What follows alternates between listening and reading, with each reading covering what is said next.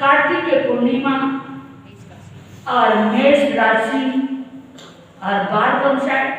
शुक्रवार। शुक्र याद करते शुक्र शब्द आचार्यों ने मनीषियों ने बार को भी अच्छा माना है और ज्योतिष शास्त्र में भी जिसका शुक्र उच्च होता है। शुक्र की दृष्टि अन्य ग्रहों में भी अच्छा होता है और शुक्र अपने घर में मित्र के घर में मित्र की दृष्टि में है तो वो क्या होता है?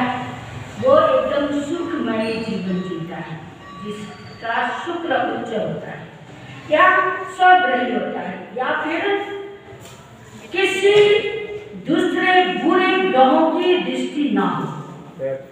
तो आज कार्तिक पूर्णिमा उसके संग इस पूर्णिमा के संग जुड़ा हुआ जयंती का पर्व कौन? लोकासहन। उनको कौन नहीं जानता, युगों युगों तक उनका नाम रहेगा। लोकासहन उनका जन्म सिरोही में हुआ। माँ का नाम गंगा देवी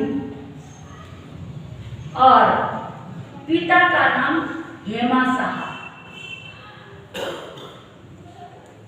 अमावस के बाद 1 महीने के बाद क्या होता है? पूर्णिमा आती है। तो वास्तव में वो पूर्णिमा बन के आए हमारे स्थानकवासी जैन समाज के लिए, स्थानकवासी परंपरा के लिए। वास्तव में वो पूर्णिमा के तरह चमके और जैन शासक को भी समझाया दीपाया उन्होंने। नाम रखा लोकासहन। बच्चा धीरे धीरे बड़ा हो गया, तीव्र बुद्धि का धनी हो गया। किशोर अवस्था पार होने के बाद एक सुशील कन्या के साथ शादी हो गई। उसका नाम सुदर्शना। उसका एक पुत्र हुआ, उसका नाम पूरनचंद्र। तो इस तरह इनके जीवन यातनाएं, जीवन की परंपराएं, जीवन की यात्रा आगे से आगे निकल गई। और उनके पिताजी हेमासाह क्या काम करते थे? जौहरी थे। लोकासहन के पिताजी जौहरी थे और जो मुगल बादशाह है उनके दरबार में वो जौहरी का काम करते थे। जौहरी का काम करते थे। एक बार सूरत से एक जौहरी ने 2 मोती लेके आया। एक जौहरी 2 मोती लेके आया राज दरबार में। तो अपने क्योंकि उनका पर्सनली जौहरी थे लोकासहन, उसकी मतलब पहचान कोई असली है नकली है दिखाने के लिए बुलाया। तो उन्होंने कहा 1 मोती तो 1 लाख की है कीमत और 1 मोती की कोई कीमत नहीं है। इस तरह उन्होंने पारखी थे और परफेक्ट जौहरी थे। तो मुगल बादशाह के दरबार में तरह तरह के अत्याचार, बेटा पिता को मार रहा है गद्दी के लालच में आके, तरह तरह की ऐसी चीजें देखकर तो एक आध्यात्मिक संस्कार लेके आए थे। वहां उनका मन नहीं लगा और वो पाटन आके रहने लगे। कहाँ रहने लगे? पाटन आके रहने लगे और किसी प्रकार का व्यापार नहीं करना, क्योंकि व्यापार में भी कितना झूठ बोलना पड़ता है। आपको पता है, हमको इतना मालूम नहीं है जितना आपको मालूम है। पूरे दिन में आप कितने झूठ बोलते हो। संध्या को घर आके 2 मिनट आंखें बंद करके अपने दिल पे हाथ रख के देखना कि कितने को हमके 2 रुपया 5 रुपया 10 रुपया के स्वार्थ में आके कितना झूठ बोलना पड़ता है। उस समय हम कैसे बेभान हो जाते हैं। तो लोकासहन के मन में आया कि मैं कितना जीऊंगा। ये छोटी सी जिंदगी के लिए इस संसार में आए। वास्तव में देखा जाए इस संसार में हम आए हैं, ये संसार जो है ना एक एग्जामिनेशन हॉल है। संसार एक हॉल है, एग्जाम के लिए जाते हैं ना। आप लोग भी गए होंगे छोटे मोटे पढ़ाई में या जो बड़ी पढ़ाई की उसने, तो एग्जामिनेशन हॉल में जाते हैं तो वहां पर आप कितने सजगता से परीक्षा देते हैं। बहुत सावधानी। 3 घंटे का समय है। वैसे तो आजकल 6-6 घंटे के भी होते हैं, 1 घंटे का भी होता, आधा घंटे का भी होता। इंटरव्यू जो है इस तरह होते हैं, लेकिन वास्तव में जो उत्तीर्ण होने के लिए जो एग्जाम होते हैं वहां कितने घंटे के होते हैं? 3 घंटे लगते हैं। पहला घंटा देता है एग्जाम देने वाला विद्यार्थी स्टूडेंट देता है। दूसरा घंटा, तीसरा घंटा आता है, आंखें घड़ी पे भी जाती है और पेपर पे भी रफ्तार से लिखता। मेरा एक भी क्वेश्चन छूटने नहीं चाहिए, एक भी क्वेश्चन मुझसे छूट गया तो मैं बर्बाद हो गया, मेरा ये वर्ष बेकार गया। तो कैसे लगन से लिखता है। पहला घंटा बचपन खेल कूद में मौज मस्ती में चला जाता है। बच्चे देवता का रूप होता है, उसको पता ही नहीं होता कि वो बचपन चला जाता है। जवानी आती है, कमाई में, अहंकार में, किसी को पैसे का अहंकार है, किसी को परिवार का अहंकार है, किसी को रूप का अहंकार है, किसी को बोलने की क्षमता विद्युता का अहंकार है, किसी न किसी प्रकार के अहंकार में ऐंठता उस समय बिता देता है। और तीसरा घंटा कौन सा है? बुढ़ापे का। और उस घंटे को पहचाने ना कि एक दिन मरना है, अब बुढ़ापा है, फल पका हुआ है, कभी भी वृक्ष से गिर सकता है, संभावना है। इंसान सोचता ही नहीं है कि मुझे अब कुछ करना है। बुढ़ापे का भी ध्यान ही नहीं है। तो जैसे विद्यार्थी 3 घंटे के लिए वो एग्जामिनेशन हॉल में गया, एग्जामिनर देख रहा है तुम फटाफट लिखो, जल्दी करो, और वो कभी पेपर को देख रहा है, कभी पेन को देख रहा है, कभी जो एग्जाम दे रहे हैं विद्यार्थी को देख रहा, कभी एग्जामिनर को देख रहा, कभी उनकी बातें सुन रहा, और वो लिखा नहीं तो पास हो जाएगा वो? उसका साल बर्बाद हो गया। ऐसे ही हम भी सत्य को नहीं पहचानेंगे। एक दिन जाना निश्चित है, रहना झूठ है और जाना सत्य है। इसको नहीं पहचानेंगे तो हमारा कल्याण होगा नहीं होगा। आप कहीं बाहर घूमने जाते हो ना, तो कैसी तैयारी करते हो आप? कहीं शादी में जाना, गाने करके एक 2 दिन के लिए जाना, अभी हमने कपड़े नहीं लगाए, अभी हमने ये नहीं करा, अभी हमने वो नहीं करा, है ना? कहीं जाते हैं वापस फिर उसी घर में आना है, तो भी कितनी तैयारी होती है। हम भी यहाँ टूरिस्ट बन के आए हैं। आपको एक उदाहरण मैंने दिया, हम एग्जामिनेशन हॉल में आए हैं। ये हॉल है, इसमें अच्छे से मेहनत से हम धर्म नहीं करेंगे तो खाली रिक्त चले जाएंगे। टूरिस्ट बन के आए हैं, कहीं भी जाते हैं तो वापस अपने घर आना होता है। ऐसे ही वापस हमें जाना है, यहाँ स्थिर रहने के लिए नहीं आए। क्योंकि कितना झूठ, कितना छल कपट में जीता है, कितना मैं को बनाए रखता है। उससे नहीं बोलना, उसके घर नहीं जाना, उसके घर का प्रसाद नहीं लेना, उसके घर के तरफ उसके तरफ से बना हुआ प्रीति भोज नहीं करना, इतने कम समय के लिए हम यहाँ आए, क्यों इतना अनसमझ बन रहा है इंसान। तो लोग सब सोचते हैं मैं अब ये झंझट में नहीं पड़ूंगा, एक दिन जाना है, निवृत्त हो जाऊंगा, अनाश्रित रहूंगा, ऐसे सोच के वो पाटन में रहने लगे, गुजरात पाटन, वहां पर रहने लगे। परिमित आहार लेते हैं, परिमित वस्त्र पहनते हैं, हर परिमित चलना, परिमित खाना, परिमित बोलना, परिमित सोना, परिमित देखना, हर चीज को मर्यादा में लेने शुरू कर दिया। किसने? ऐसे वो लोकासानी बने, ऐसे कोई उनकी जयंतियां नहीं मनाई जाती, ऐसे वो जिंदगी जीने लगे। तो आप लोगों को पता ही है उस समय स्थानकवासी परंपरा एकदम धूमिल हो गया था। जो अपने मुंह पट्टी की जो परंपरा ना, ये तो आप लोगों को भी पता ही होगा। बहुत मतलब इसको लंबा क्या क्यों ले जाऊं, सबको पता ही है आपको।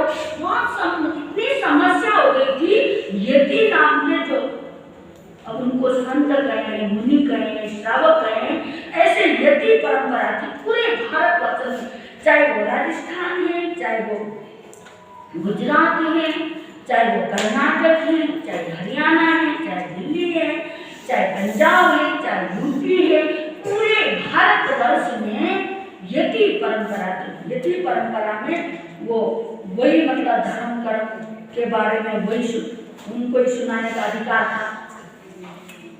साधु समाज भी फीका हो गया। यति को लोग पूछने लगे, कहते ना चमत्कार को नमस्कार। लोग भी अपने गुरुओं के जो त्यागी वैरागी है उनके तरफ झुकाव न होकर किधर झुकने लगे, यति के तरफ। अब वो यति क्या करते थे, वो आडंबर में रहते थे, पूजा अर्चना तंत्र मंत्र यंत्र जादू टोना डंडा आदि का मतलब लोगों को भ्रमित करना, धर्म से साइड दूर करना, लोगों को गुरुओं के प्रति उनको भड़काना। उस समय की देखो वस्तु स्थिति कितनी खराब थी। पहले ही मतलब भस्म ग्रह के कारण भगवान ने बोल दिया था ना, भगवान ने बोली धर्म मतलब इंद्र देवता लोगों ने भी कहा था प्रभु अभी आप मत जाना, अभी निर्माण को आप मत जाना, आप थोड़ा टाल दो, 48 मिनट आप ना जाओ तो थोड़ा धर्म में हानि नहीं आएगी, बाकी सब ये धर्म में हानि आती जाएगी। असत्य को पूजेंगे, मिथ्यात्व की तरफ लोगों का झुकाव होगा, सत्य को लोग छोड़ देंगे। इसलिए प्रभु आप अभी मत जाइए। पर प्रभु क्या करते, किसी के हाथ में तो है नहीं, मरना किसी के हाथ में नहीं है। तो उसके वजह से 12 वर्ष तक क्या हो गया था, ऐसा भयंकर दुष्काल, ऐसा भयंकर दुष्काल पड़ गया था। एक तरफ हीरे मोती जोहार और एक तरफ गेहूं के दाने, वो गेहूं के दाने बराबर में भी नहीं मिलते थे। देखो कैसी स्थिति आई थी, अभी भी आएगा ऐसा उल्लेख आता है शास्त्रों में। अभी भी ये पंचम आरे में कितने वर्ष का है, पंचम आरा 21,000 वर्ष का है। तो कितने हजार वर्ष निकल गए, 2,500 वर्ष निकल गए, है ना। अभी भी कितने वर्ष पड़े हैं, अभी से देख रहे हो तरह तरह की बीमारियां, तरह तरह की समस्याएं, क्या कुछ आ रहा है ये सब। तो इसमें बहुत सारे संत मुनियों का उल्लेख आता है। 750 से ऊपर जो संत मुनिराज है वो लोग संधारा करके देवलोक गमन होंगे। और कुछ साधु संत उन्होंने कहा नहीं, ऐसे हमारा गुजारा नहीं होगा, धर्म की प्रभावना नहीं होगी, धर्म को हम बचा नहीं पाएंगे, ऐसे करके उन्होंने गृहस्थ आश्रम में प्रवेश किया। किसी ने जैसे तैसे संयम पालने का प्रयास किया।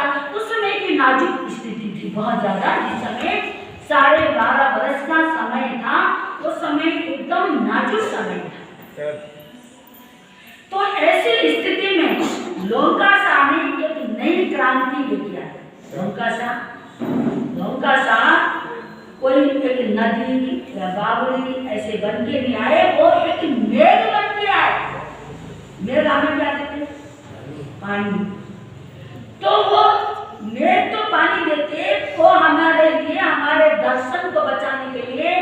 महावीर की दिव्य वाणी को बचाने के लिए वो अमृत वाणी, धर्म वाणी को लेके आए, क्योंकि उनको बहुत तीव्र बुद्धि के धनी थे।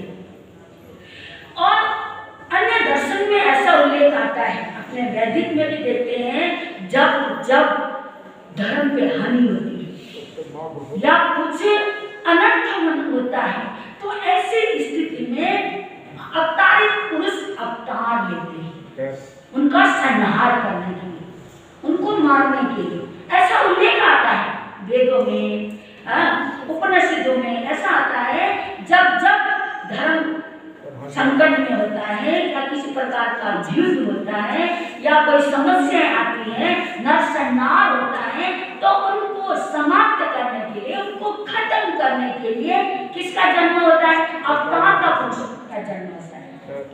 पर जैन दर्शन वो ये क्या कहता है? उनको संहार नहीं करता, संवाद के लिए आता है। जो सत्पुरुष या युग पुरुष अवतरित होते हैं, जन्म लेते हैं, तो उनको संहार नहीं करते, उनको समझाते हैं, उनका संवादते हैं। संवादने के लिए उनको क्या करने के लिए? उनको एक सोच, नया मौका, नई क्रांति देने के लिए ऐसे सत्पुरुष लोकाशाह अवतरित हुए। कोई युद्ध वीर होता है, कोई कर्म वीर होता है, लोकाशाह का धर्म वीर बन के आए। ऐसे धर्मवीर बन के आए तो वो पाटन में रह रहे थे और हर चीज में अपनी संयम और मर्यादा में आ गए थे, कि उनको पता था कि एक दिन यहाँ से जाना है, एक सत्य में रह के जाना है। व्यापारी बनूंगा, हजारों झूठ बोलूंगा, वही माया छल कपट का सहारा लूंगा, 18 पापों से युक्त हो जाऊंगा, इनसे मुक्त होना है मुझे। तो ऐसे वो दिन भर स्वाध्याय करते थे, साधना करते थे, एक वो लिखन कार्य चल रहा था उनका। तो एक यति शीतल जी महाराज, मतलब यति जो है शीतल जी, उनके घर गए तो वो लिख रहे थे। लिखने का कार्य देखकर वो दंग रह गए, मोतियों जैसी उनकी लेखनी, ऐसे राइटिंग को देख के दंग रह गए। और वो यति ने कहा कि तुम ना बहुत सुंदर तुम्हारी राइटिंग है, तुम्हारी लिखनी बहुत अच्छी है, ऐसा करो, हमारे धर्म शास्त्र के जो पहले तो किसमें लिखते थे? भोजपत्रों में, ऐसे पाने में, ऐसी में लिखी हुई चीज उसको व्यवस्थित संभाल के रखते थे, काफी वगैरह नहीं होती थी। तो अब धीरे धीरे थोड़ा आविष्कार हुआ इन चीजों का। तो उन्होंने कहा तुम इतनी अच्छी है तुम्हारी लिखनी, तो तुम इसको लिखने शुरू कर दो, ऐसे बोला। तो उन्होंने कहा कोई बात नहीं, मैंने भी धर्म का काम है। उन्होंने लिखने शुरू कर दिया। कहते ना जो कंपाउंडर होता ना, कंपाउंडर, वो दवाई देने वाला, वो दवाई देते देते देते देते उसके अंदर भी, कंपाउंडर के अंदर भी आता है, कंपाउंडर जो होता है उसको भी दवाई देते देते नॉलेज बढ़ती है, वो कौन से बीमारी की कौन सी दवाई है, वो आगे डॉक्टर बन जाता है। ऐसे ही वो लिखते लिखते लिखते लिखते तो उनको तो बहुत ज्ञान बढ़ गया। और जब वो ग्रंथ लिख रहे हैं, शास्त्र लिख रहे हैं, उसमें कुछ है और ये कुछ अक्ल देते हैं हमें। कहीं भी मतलब अपना स्थान बनाने का, घर बनाने का, मठ मठांतर बनाने का कहीं उल्लेख ही नहीं है। अरे ऐसा देख के वो ताजुब रहते हैं, अरे ये क्या हो रहा। तो उन्होंने सोचा भाई ये तो बिल्कुल ही भूवस्त्रिका के लिए भी बिल्कुल उन्होंने विरोध किया। और जैन साधुओं के प्रवचन भी सुनना, भाई हमसे ही सुनो जो भी सुनो, मतलब ऐसा उन्होंने प्रचार प्रसार करा। ऐसा हमने गुजरात में ऐसे हमने देखे साधु प्रवचन देते, साधु दे नहीं सकते। देखो अभी भी मंदिर मार्ग की परंपरा में हमने ऐसे ऐसे देखे, और साधु प्रवचन नहीं दे सकते। हमारे देखो श्रवण संघ आचार्य थे, हमारे जो प्रथम आचार्य थे, आचार्यत्व हम पालन कर रहे हैं, उन्हीं की समाचार में जो आत्माराम जी महाराज साहब जो पंजाब से हुए, तो उन्होंने तो श्रावकों के लिए पढ़ने के लिए प्रेरणा दी। और श्रावकों को माता पिता अम्मा बहनों का जो श्रावक है, जो गृहस्थी आश्रम में प्रवेश कर रहे हैं, वो सब साधु संत के माता पिता बोले हैं। कोई भी हो, वो साधु संत की सेवा कर सकते हैं, जो साधु संत को समझते हैं। और इसके संग संग उन्होंने साधु को भी, साध्वियों को भी, श्रावक को भी, श्राविकाओं को भी शास्त्र पढ़ने के लिए उन्होंने कहा पढ़ना चाहिए। सभी पढ़ेंगे तभी सभी के भीतर ज्ञान आएगा। और खाली संत ही पढ़ेंगे, साध्वियां किसी को प्रवचन नहीं दे सकती हैं। हमने ऐसे ऐसे स्थान भी देखे, पर श्रवण संत एक समुद्र है, वहां पर ऐसा कुछ भी नहीं है। तो उन्होंने एक प्रति लोकाशा ने एक प्रति अपने पास, एक प्रति उस शीतल नाम के जो यति हैं, मैंने भी पढ़ा है इतिहास में, उनको दिया। देने के बाद उन्होंने बहुत, उनका चिंतन इतना गहरा हुआ और उन्होंने सोचा भाई मुझे कुछ करना है, इस धर्म को बचाने का मुझे कुछ करना है। तो उन्होंने सूरत के, दिल्ली के, इधर उधर के मतलब ऐसे श्रावकों से बात की और सब मिलके 5-7 जने मिलके दीक्षित हो गए एक संग। फिर धर्म प्रचार करने लगे। प्रचार करते समय बहुत दिक्कत आ गई, रुकने की व्यवस्था नहीं मिलती थी, लोकागच्छ परंपरा चलने लग गई। जो लोकागच्छ है उनको रुकने के लिए जगह नहीं देना, भोजन नहीं देना, मतलब वहाँ बड़ी विकट स्थितियाँ आने लगी। पर उन लोगों ने परवाह नहीं की। उन्होंने कहा भाई हमको धर्म के लिए कुछ ना कुछ तो करना ही पड़ेगा, ऐसे कोई नई क्रांति, नया मोड़ हम दे नहीं पाएंगे, ऐसा उन लोगों ने सोच के ऐसे बहुत उन लोगों ने आगे से आगे बढ़ाने का प्रयास किया और आगे से आगे बढ़ते गए। कहते हैं ना, सांच को आँच नहीं। और ये धर्म बहुत मतलब करते करते 400-500 साधु समाज हो गया। लोकागच्छ परंपरा से इसकी पहचान होने लगी। अलवर में उनका अंतिम चतुर्मास ऐसा कुछ था, तो वहाँ तेला था उनका, तेले के पानी में उनको विष दिया गया। क्या दिया गया? जहर दिया गया। और जहर लेकर वो तो वीर गति को प्राप्त हुए, क्योंकि उन्होंने तो अपना बलिदान किया।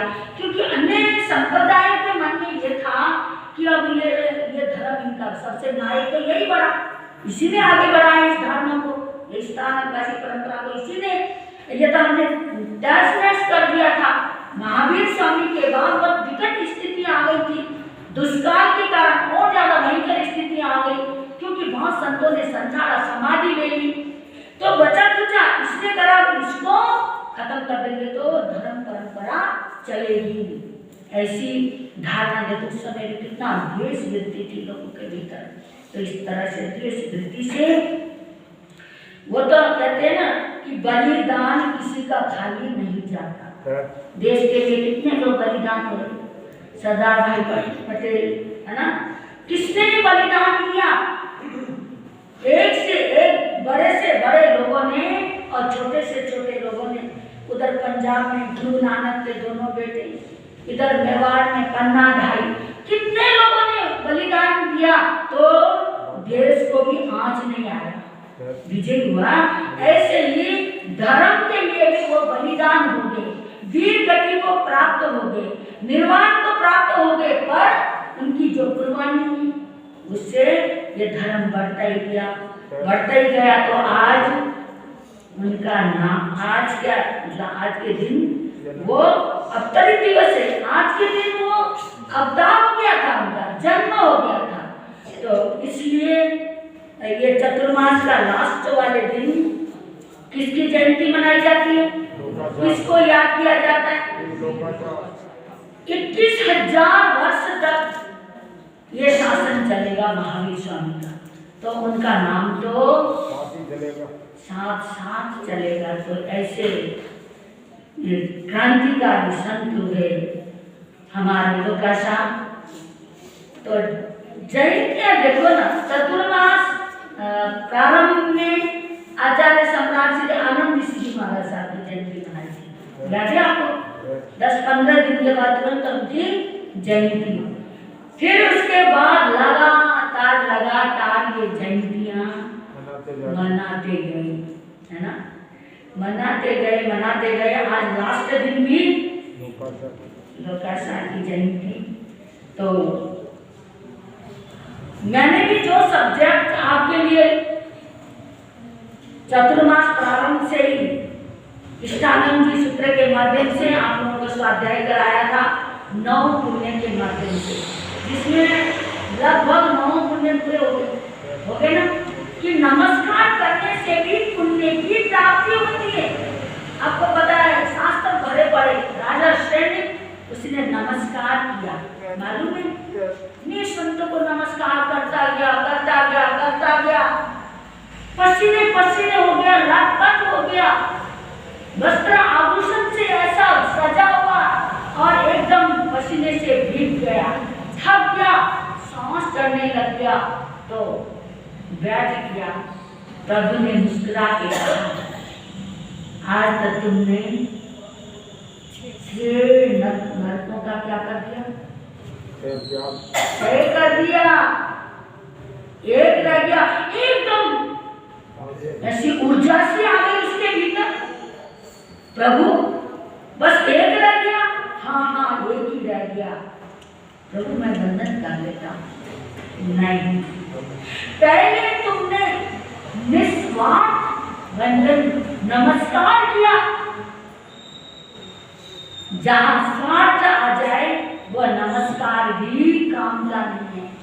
तो नमस्कार बहुत, इसका उल्लेख तो अभी बहुत है, द्रव्य नमस्कार, भाव नमस्कार, फिर ये नमस्कार कहाँ किए जाते हैं आपको पता ही, नेता के आगे आप कैसे नमस्कार करते हो, है ना?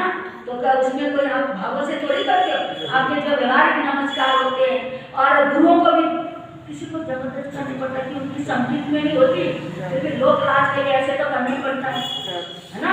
तो नमस्कार में बहुत अंतर है। एक चरण स्पर्श करके करना, उससे कितना फायदा है। देखो, सिर सबसे ऊपर है, पांव सबसे नीचे है ना? बंधन कहाँ करते हैं? सिर में नहीं, कोई सिर तो नहीं छोड़ता ना किसी से, है ना? पांव में करते। और सबसे उच्च क्या है? हमारा माथा है। वैदिक दृष्टि से भी, वैदिक परंपरा भी कहता है कि सबसे पवित्र चीज हमारा माथा है और सबसे निकृष्ट पांव है। और ऊर्जा छोड़ने की शक्ति किसमें? जो ऊर्जा है उसको छोड़ने की शक्ति माथे में नहीं है, पांव में है। इसलिए उपनिषद कहता है, इसलिए पांव में वंदन किया जाता है। तो बहुत सारी बातें हैं। तो वंदन करने से कैसे कर्म छूटते हैं। घर बैठे बैठे भी यदि हम भावों से 3 बार यदि आप अपने गुरु को वंदन करते हैं, तभी आपके कर्म छूटते हैं। यदि भाव नहीं है, खाली दिखावे का आपका नमन है, वंदन है, नमस्कार है, तो उससे आपके कर्म नहीं टूटते। इस तरह आप लोगों ने कितने सुने, तो समय का ध्यान रखना है। तो 9 पुण्य हो गए और मैंने आपको 7 बातें बताई है ना? बता, याद है आप लोगों को? किसी को 7 बातें नहीं है? किसी को नहीं है? वो दादी कह रही मुझे याद नहीं था, वो पढ़ी लिखी भी नहीं और आप लोग पढ़े लिखे और इतने कुशल व्यापारी है, फिर भी याद नहीं है। चलो, मेरा तो कर्तव्य मैं तो पूरा